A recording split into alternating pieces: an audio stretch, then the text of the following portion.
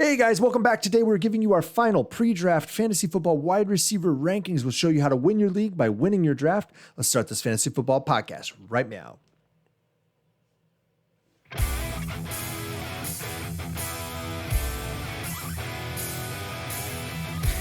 Hey everyone, welcome to the Fantasy Football Upside. I am Justin. That is Kyle. Thanks for dropping by our Fantasy Football podcast and YouTube channel. Yeah. We're all pumped here. We're excited because the season is less than a week away. Oh yeah. If you're watching this, that means you haven't drafted yet. So definitely want to hang out with us here. Mm-hmm. And definitely check out what we've done so far this week, because Monday and Tuesday we gave you our running backs 1s and 2s. That was Tuesday, Thursday. Oh, Tuesday, Wednesday. Tuesday, Wednesday, Thursday, and Friday were the wide receivers. And 3s and 2s, because Monday we had the draft this week. Oh, yeah, we'll get there we eventually. We did a mock draft. Yeah, we'll get there eventually. Mock. But definitely check out all of those in the description below. And with that, we are going to have wide receiver 1s for you all today. Oh, yeah. Yep, the guys that you already know. The guys that you know and love, right? So, yeah. Lots of names that you know, but maybe you don't know where you should take them. So, all right. We will tell you where. Yeah, we'll tell you. Don't worry. Make sure you hit that subscribe button as well as the like button and the bell or whatever. You know, hit just all those things. Probably all most of them are pretty good. Yeah, just anything that looks like this, go for it. Yeah, this is not good. But the algorithm doesn't care whether it's up or down. Honestly, it doesn't. So if you want a thumbs down it, go for it, guys. A lot of people didn't like when I drafted Damian Harris a little earlier in a 14-team draft, right? In a mock draft. Who's right now? So far you are. We'll see what happens when the season. So far. Run laps before the first snap. There we go. Anyway, we're going to be talking about some wide receivers, but through the course of the season, we're going to be dropping 5 episodes a week, plus having a Sunday pregame live stream that we're going to do so that we could talk about the weather, the injuries, start sit questions, last minute tinkering that you can do with your lineup. Any questions that you guys have, you can drop them in there and, hang out with us for a few minutes before football kicks off. And then, start it all over next week. All right. All right, guys, let's dive in headfirst into the shallow and start talking about some wide receiver 1s. Here we go. Wide receiver 12. Mike Evans, everybody. 9th pick in the 3rd round. Wide receiver 11 off the board. This guy just gets it done year in and year out. Last 3 years, he's finished no worse than wide receiver 8. What helped him last year? Well, last year he was able to get it done by his crazy touchdown production. I'll get to that, Kyle. Don't you worry. I'll get there. But Mike Evans had an 18.5% of his catches went for touchdowns. It is clear that #Twommy looks towards Mike Evans in the red zone. And TB12, for all his faults as a human being, he is smart on the field. He's going to keep looking his way. Yeah, we may be reaching the end of the road, in my opinion, when it comes to Mike Evans, counting on him as an every week wide receiver 1. And one of the biggest reasons why is his yards, his catches per game. All those have decreased the last 3 years. So if you say a stud wide receiver, if you take a stud wide receiver 1 already, there's somebody that we're going to take, and Mike Evans is still available towards the end of the 3rd or into the 4th round, which right now he's going 9th pick in the 3rd. That's some pretty good value for a wide receiver too. So, and then Kyle, what is that nickname that you aptly name him? He's Deuces. He's the guy who can get you 2 yards, 2 touchdowns on 2 catches, right? Give it the old Deuces. The old deuces, man. Yeah. I think that the problem for him is old Brucey, right? Bruce Arians is just, since he's gotten into town, Mike Evans has gone nowhere but the wrong direction. He's still been solid. He still gets it down. Yeah. Well, TD totals, man. That's what it takes, right? In my mind, he's one of those very likely to slip out of wide receiver 1 guys this year, because there's always guys moving up and guys moving down, and I see him as one of the ones that could. Now, I mean, I could be completely wrong because this is a high volume offense, but there's a lot of mouths to feed, right? So a lot of mouths. I could easily see he who shall not be named being the lead wide receiver on this team. It's entirely possible. It is entirely possible. And he's being ignored. Sure. He's being ignored All right, so wide receiver 11, we have as Bobby Trees, right? Robert Woods going 7th pick, 4th round, 16th wide receiver off the board. We like him a lot better than that. We think he is a wide receiver 1. He's being drafted like a wide receiver 2, and you get the savings, right? So with Stafford in town, look for Woods to finally realize his potential, actually, because he's a very consistent dude. He's been a super consistent guy over the course of his career in a way that you need in fantasy football, right? Not season over season consistent, but game after game consistent. Last season, though, that was a bit of an outlier, so do pay attention to that. But we think it was an outlier just in general, and it was mostly related to a touchdown variance issue that corrected itself in the second half of the season, toward the latter part of the second half of the season. So Woods is coming off the board at a value that we believe right now, and we have him finishing as a wide receiver 1, but you only have to pay the wide receiver 2 price. That's awesome. So go get him. Imagine getting him with your 4th pick after already securing 2 solid running backs and a clear-cut wide receiver 1. You would be stacked. You would be stacked. And actually, Justin just tonight did a draft, actually, right? And you got Bobby Trees. I think you said it was 4th or 5th pick. I think it was actually 6th round. Oh my gosh, dude! In a 12 team. Yeah. That's. Yeah. I mean, I don't care whether you think he's wide receiver 16, wide receiver 20. In the 6th round, that's just wrong. That's wrong. Whatever, every other person in that league is wrong. Yeah. So, well, I'm going to change my name to Justin Woods. I mean, you understand why after picking them there. Where are you? Justin Woods. Dude, we both really like Robert Woods, and I think he's gonna have a stellar year. He better now that I drafted him. Oh yeah, definitely. Right? Yeah, the Justin Woods thing it pops into my mind that I always hear, especially on the news where they say more on that later, and I always hear when they say that, I hear more on that later. Yeah, like an idiot. So now they're talking to me. Yeah, so now you've called me a moron and said you're off in the woods. You're lost in the woods. There you go. All right, here we go. Wide receiver. Wide receiver 10. So wide receiver 10, I have scary Terry McLaurin, 8th pick in the 3rd round, wide receiver 10 off the board. It is just nuts what Scary Terry has done with the QBs he has played with. While I think Fitzpatrick is no elite quarterback by any means, except for the fact he does have an elite beard. That's for dang sure. But he's been really no competition. I mean, we haven't seen Gardner Minshew grow a beard, so we don't know. Not like like a full down here Brett Kiesel type beard. Yeah. But Fitzpatrick has been known to really funnel targets to his wide receiver 1, and that's who it is. Is Scary Terry is the wide receiver 1 on this team. Fitzpatrick still has that ability to push the ball down the field, and I actually think with the progression of Logan Thomas, tight end Logan Thomas, who looked great last year, still learning the position, and the addition of Curtis Samuel, I foresee that Terry, he's going to get a little bit more one-on-ones compared to double teams last year because there wasn't really much behind him when it comes to receiving targets outside of Logan Thomas. So the targets were there last year at 134, but the touchdowns were not. I think he's going to get to those 134 targets, maybe even a little bit more. And I'm looking for his touchdowns to get to that league average. If he does that, holy cow, everybody. This has a breakout written all over him right now. Oh, yeah. And I really don't think we're asking for that much because I think this offense is going to be a little bit better at pushing the ball down the field.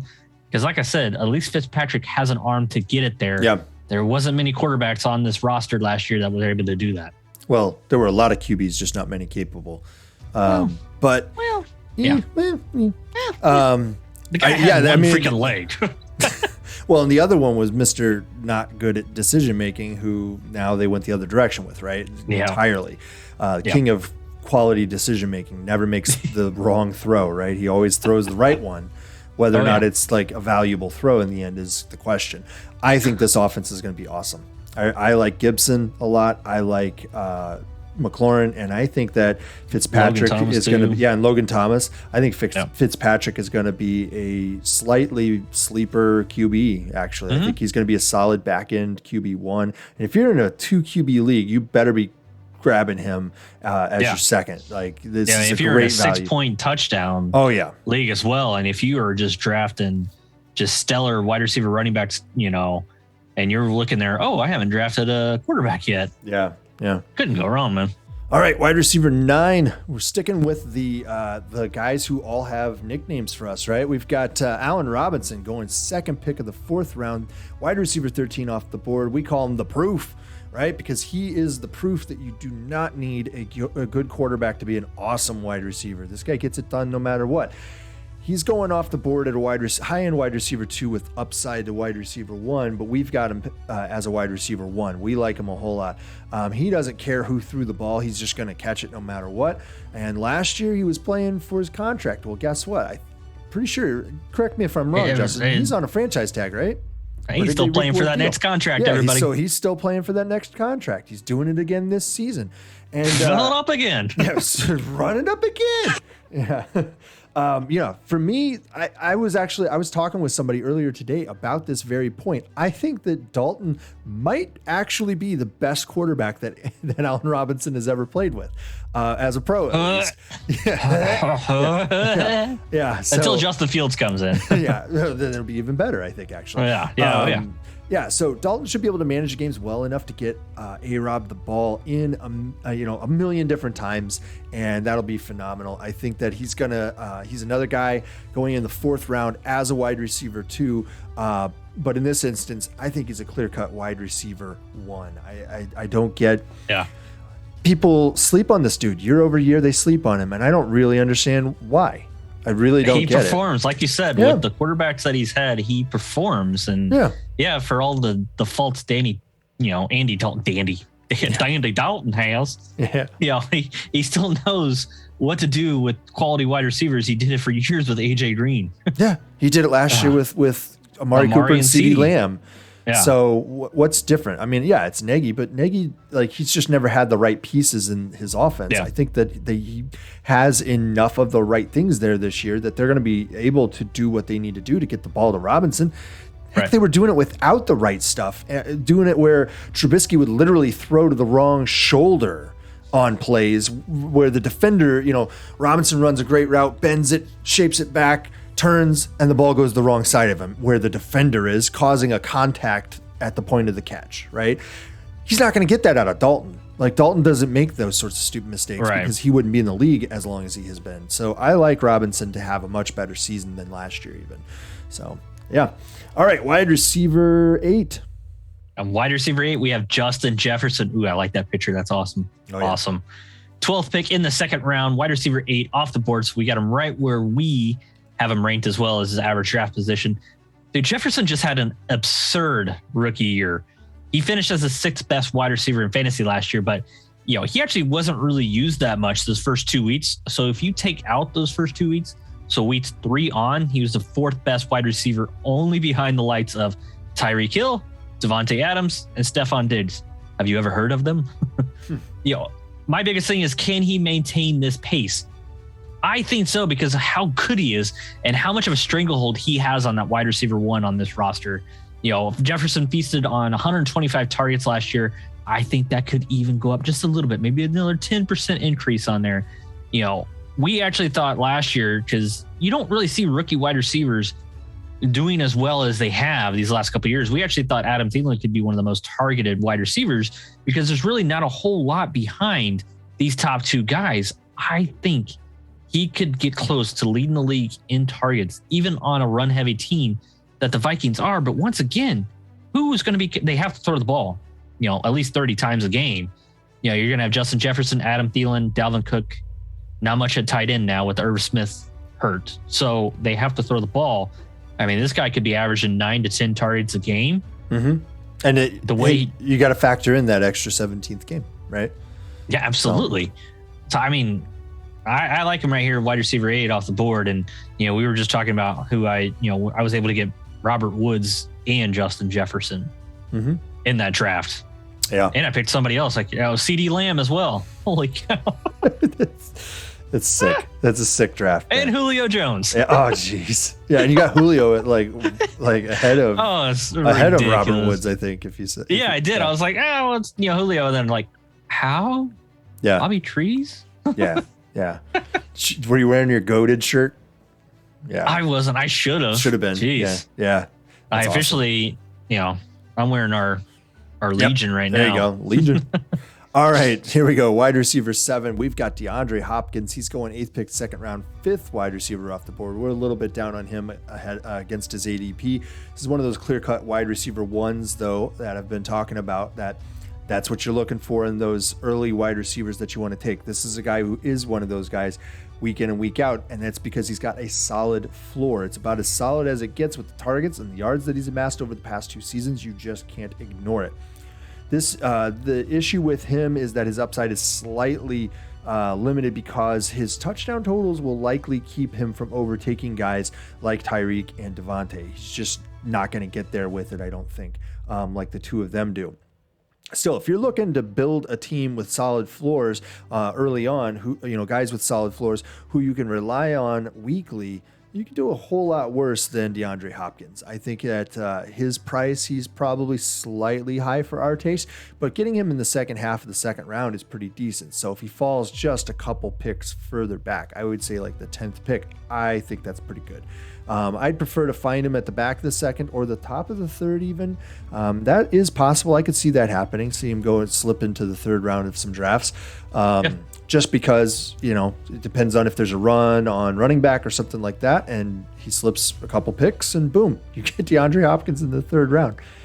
Like, imagine going running back, and then going and getting DeAndre Hopkins in the top of the third round. Yeah. Yeah. Well, especially because if that's happening, you probably got CMC or Cook off the front. Right. Back of the second, back of the second round, maybe you got a Gibson potential. Gibson, no, he shouldn't be. Now there. you would Chris Carson. Yeah, Chris Carson, somebody like that, and then you go Clyde Edwards-Helaire. Yeah, and then you go get DeAndre Hopkins as your first wide receiver in the third round. Yeah, that would be phenomenal. That'd be pretty good. It's a guy who has the potential to finish top 6. Yeah, it's chef's kiss. All right, here we go. Wide receiver 6. AJ Brown, everybody. 11th pick in the second round, wide receiver 7 off the board. This guy is one of the most efficient wide receivers with the targets he gets. As in Kai, I saw this. He's one of the best ever for yards per target. That's just absurd. Because he has to be. They don't throw the ball enough. Well, I mean, what he was able to do last year, which was finish as wide receiver 9 on 2 bum knees, is ridiculous. He had surgery on both of his knees at the same time during the offseason. And the Titans have been smart this offseason when it comes to limiting the practice time for A.J. Brown. And that's what happened last year during the season as well. He popped up on a lot of injury reports. They always rested him on Wednesday. So keep an eye on that. He's always going to be on there. But you're looking for that Thursday, Friday practice. If he is getting in limited sessions, that means he is most likely good to go. If he's active, you're going to start him. I actually think the addition of Julio Jones is going to help AJ Brown, as Julio is going to garner. I mean, he's got the name. He still has potential when he's on the field. He's going to garner some double teams over there on one side. So that could clear up some room for AJ Brown on the other side. I am drafting him as a wide receiver 1, preferably after I've already got my stud running back 1, kind of like the same situation we just talked about, DeAndre Hopkins. When it comes to getting a CMC or a Dalvin Cook at 1 or 2, come back around at that turn, pick another running back, or hell, you could go DeAndre Hopkins and AJ Brown and just be set. Oh yeah, that'd be crazy, dude. I can't believe people are down like they are on AJ Brown. Kind of like back of the second round is wild to me. I could see him going middle of the second round. I mean, we're splitting hairs at this point, but I could see his value being there. Being a top 6 wide receiver is really not out of the question at all, not even remotely. Yep. So I like him a whole lot. I think that people need to give him a little more attention. But this guy gets a lot of attention, right? This is wide receiver 5. 6 picks, second round, DK Metcalf going off the board as a wide receiver 4. We like a top 4 that does not include him, but top 5 is pretty awesome. We're starting to talk about those guys who are going to finish in that elite territory for you at the end of the season, but who will also put up a ton of elite weeks. And this is one of those guys. Metcalf has been awesome over the last season and a half. However, I don't expect a whole lot more out of him relative to targets, catches, or yards. Where I'd like to see him improve is with TDs. He's just not getting the total of TDs that you want to see. And I think that has a lot more to do with the offense that they run or have historically run since he's been there, which wants to finish drives with the run game, right? So his TD total last year wasn't exactly low. It was 10. But if he is to pay off at his current ADP, I think he needs to elevate that to the level of Hill and Adams in this category. And if he does that, I think you're looking at a guy who's competing potentially for wide receiver 1. But I need to see it. I need to see it out of him. And I don't know. I don't know if I trust this offense 100% just yet to want to finish drives with the passing game. And, Lockett does steal a lot of wide receiver TDs on this team, I think. Yeah. So you're looking at a guy who truly possesses potential to be that wide receiver 1 this year. The issues holding him back is whether or not Russ has gotten his act back together after falling apart midway through last season, right? I mean, he did. He kind of fell off pace. He was in the talk for MVP, it was MVP and then it disappeared. The first few weeks. Yep, and then it disappeared. I like DK Metcalf, but I really think you are drafting him right now at his ceiling. Yep. Yeah, because like you've already said on everything, is it really going to get to one of those things where they get down to the red zone or goal to go?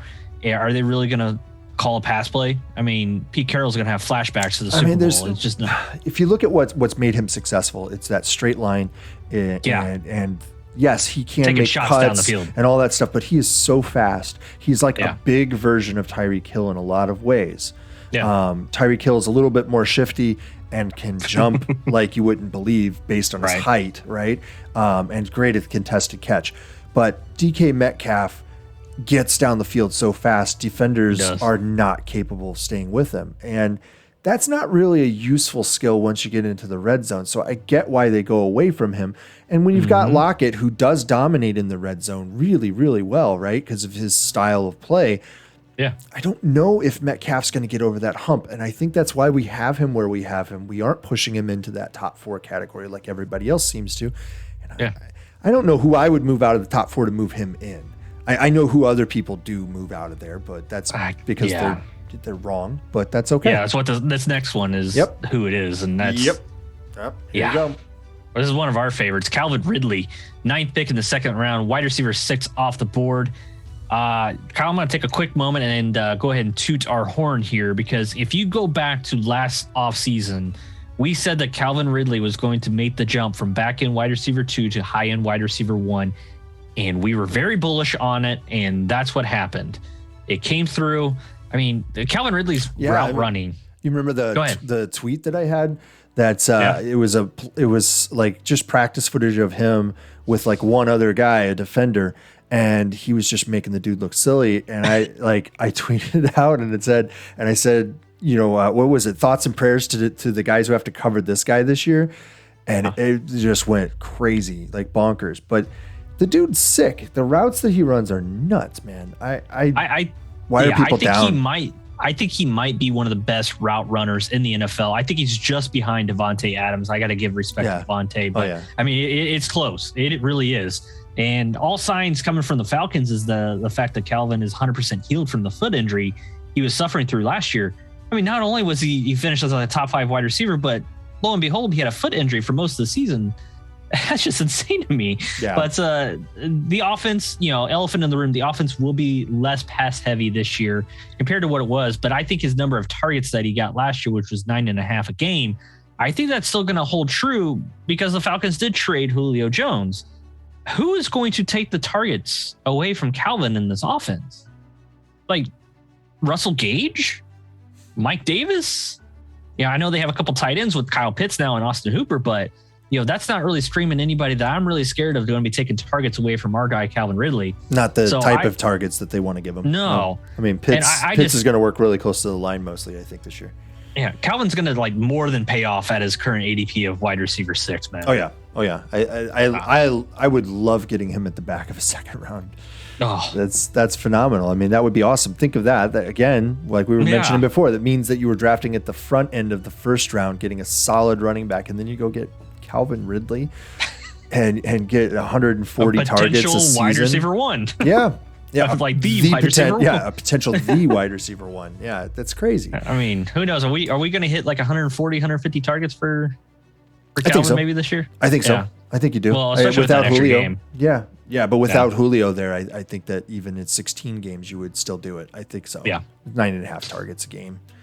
All right, here we go. Wide receiver 3 for us is Stefon Diggs. He's going 4th pick, 2nd round. He is wide receiver 3 off the board on average as it stands right now in mock drafts and real drafts now because those are happening. Last season, Diggs went from being a consistent wide receiver 2 in fantasy football with the Minnesota offense and their run first mentality to being the wide receiver 3 overall with a pass first Buffalo offense last year. It's interesting what changed and what didn't statistically, actually, right? So for me, I like to look at these. I like to look at these things every once in a while. And for Diggs last season, some things changed, some things stayed the same, and I think it's pretty telling why he improved. His targets went up dramatically. He saw the most of his entire career. His yards went up dramatically. He had the most of his career, and it wasn't even close. However, his touchdowns stayed the same. So this is where the question comes in for me, and that is, will that change this season? Will he finally break into double-digit touchdowns?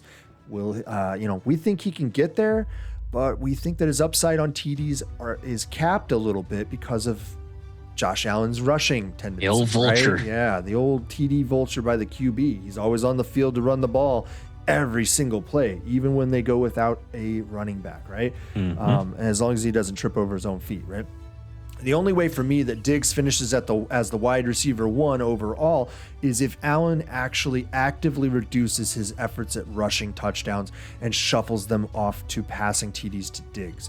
And that's really an interesting proposition. I don't know if that's going to happen. So the question truly becomes, is Diggs being drafted at his ceiling or at his floor, right? We think it's probably his ceiling, but that he has enough floor to justify this price. Like, I think it's completely reasonable to take him as the 3rd wide receiver. Yeah, I just, I think you're drafting him. I think that his floor and ceiling are about the same. He does have that slight potential upside, but I don't see Josh Allen stopping with his rushing tendency. It's part of what makes him valuable, actually, to that offense. Yeah. I mean, he hasn't suffered any kind of injuries that would limit him to do that. And he's running for more touchdowns than he gave Diggs last year. Yeah, that's frustrating. Yeah, it's frustrating. Frustrating. All right. If anybody's still watching, I don't know, man. Yeah. What's that one from, everybody? Oh, everybody. Yeah, very frustrating. All right, here we go. Wide receiver 2, Justin. Speaking of frustrating, I'm sure it's really frustrating for cornerbacks out there when it comes to Tyreek Hill, 11th pick in the 1st round, wide receiver 2 off the board. Real question, is the cheetah guardable? Is he able to be stopped? I don't think I've ever seen a wide receiver get the kind of separation he does, and how there's like nobody around him at the catch point. It's really crazy just watching highlights. If he isn't covered, or if he is covered, it doesn't matter. He still fights. Fights through. He fights. Like you said, he's got a 40-inch vertical. Yeah, my favorite is when he like double jumps a dude and catches the ball, a contested catch in the middle of the field. Those are my favorite ones. Oh yeah, I mean, let's not forget the fact that Patty Mahomes, his arm talent and Tyreek's ability to get open. I mean, he's going to finish him as a top 2 wide receiver again this year. That's why we got him ranked here. That's why his ADP is wide receiver 2. The offense, of course, is going to be a lot of fun to watch because it always is. There's not much else to say when it comes to Tyreek Hill and the Chiefs. If the top elite running backs are off the board, I'm okay with drafting a Tyreek at the end of the 1st, early 2nd. In standard scoring. And Kyle, I got a question for you. If it was down, because they're actually right next to each other. Yeah. Saquon Barkley or Tyreek Hill, because they're 110 and 111 right now, respectively. Who are you choosing? Non-PPR Tyreek Hill. Yep. In PPR or half PPR, I have to really seriously consider not taking him just because his volume is he has such high production off of low volume usually. He could get six touches in a game, like 6 opportunities, and get you 3 touchdowns out of it. So and 145 yards or something. Like every catch is huge and every catch can go for that TD, but he doesn't get a whole lot of opportunities. Part of that is he's a little bit banged up every once in a while, but I like him a ton. I think he still averaged like 8.5 targets a game last year. Yeah, I think it went up last year. Yeah. So But they threw a lot more last year than I think they're going to throw this year. I think they're going to so too. I hedge back toward the running game a little bit more. Yeah, I think Clyde Edwards-Helaire I think he's a bit of a sleeper as a result of that. He's being undervalued. I wouldn't call it a sleeper, but undervalued. All right, here we are. Wide receiver 1. You know him. You love him if you're a Packers fan, right? And that's Davante Adams. He's going 7th pick, first round, wide receiver 1 off the board. That's where we have him as wide receiver 1 as well. The King is back for another jam with Aaron Rodgers. And we'll bet that he regresses a little bit on touchdowns, right? We have to, because he had 18 last year. That's ridiculous. But who cares? Over the last 5 seasons, he's been the wide receiver 1 at season's end 3 of those 5 times, wide receiver 2 once, and wide receiver 3 once, right? The wide receiver 3 season, he only played in 12 games due to a persistent high ankle sprain, or I think it was turf toe, actually, which is slightly different but similar in positioning. The issue with Adams over the last 5 years has been that he does miss about 2 to 3 games a season. However, he has been so dominant when he has been available that you just can't ignore it. He really provides the same elite level of value that you find with guys like Christian McCaffrey and Travis Kelce. These guys who are just absolutely dominant over every other guy at their position. And so faced with the opportunity to take him ahead of a running back 5, 6, or 7 overall, I think you got to lean Adams. You really got to start considering that. So there is no format in which I would take any other wide receiver ahead of Adams. And that's not because of the fandom thing. There's really just no format where it makes sense to take a different wide receiver ahead of him for any reason. Unless, I don't know. I mean, he led the league in touchdowns last year, so you can't say, oh, maybe it's skewed heavy on touchdowns and they don't care about yards, receiving yards or something. You can't do that. Like, it doesn't matter. Right. Maybe it's PPR. Well, the dude had tons of catches. He'd go for 12 to 14 catches a game sometimes. So what do? There's nobody else to take ahead of him. And just let it ride. Yeah. Well, run it again. Run it again. Yeah. So...